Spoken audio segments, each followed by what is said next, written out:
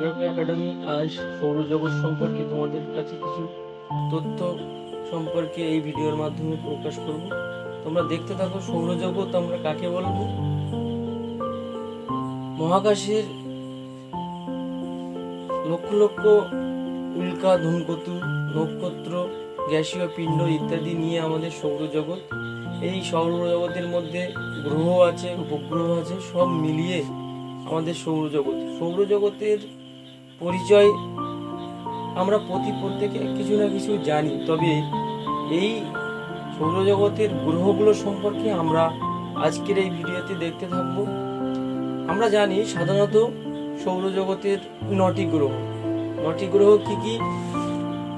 বুধ, শুক্র, পৃথিবী, মঙ্গল, বৃহস্পতি, শনি, ইউরেনাস, নেপচুন এবং প্লুটো। সাধারণত আমরা 13টি গ্রহ আছে, এর মধ্যে 8টি কুলীন গ্রহ এবং 5টি বাহন গ্রহ। কুলীন গ্রহ কাকে বলবো?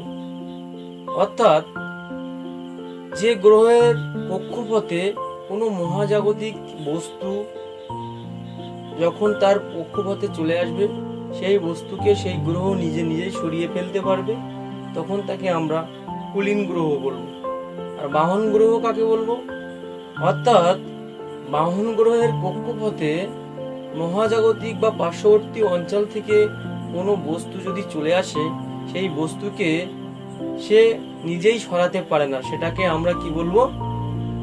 বাহন গ্রহ বলবো। অর্থাৎ সৌরজগতে 8টি কুলীন গ্রহের মধ্যে বুধ, শুক্র, পৃথিবী, মঙ্গল, বৃহস্পতি, শনি, ইউরেনাস আর নেপচুন, এটা হচ্ছে আমাদের কুলীন গ্রহ। আর প্লুটো 2006 সালে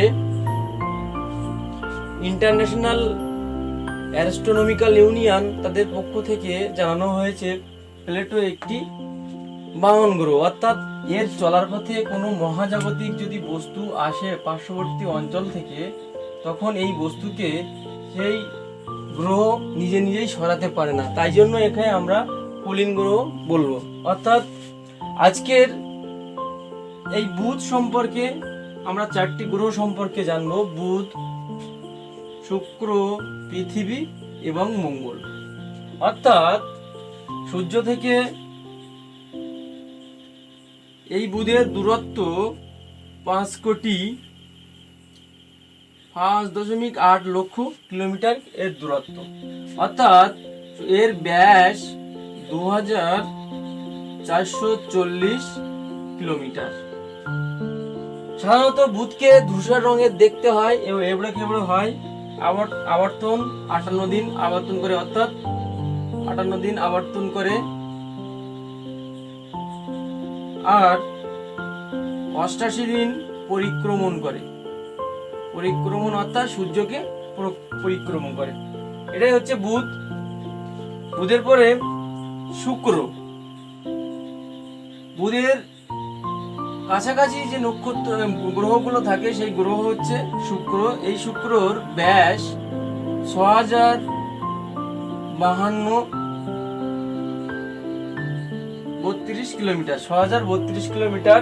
সূর্য থেকে দূরত্ব 10,70,00,000 কিমি। সাধারণত সব থেকে উষ্ণতম গ্রহ, প্রায় 465 ডিগ্রি তাপমাত্রা, কিন্তু এই শুক্রে গ্রহের মধ্যে থাকে। আবর্তনের সময় 243 দিন, পরিক্রমার সময় 225 দিন। অর্থাৎ শুক্র গ্রহদের মধ্যে খুবই উষ্ণতম গ্রহ, যার তাপমাত্রা 465 ডিগ্রি। সূর্যের তৃতীয় গ্রহটি হচ্ছে পৃথিবী, যেখানে আমরা বাস করি। এই পৃথিবী ব্যাস 6300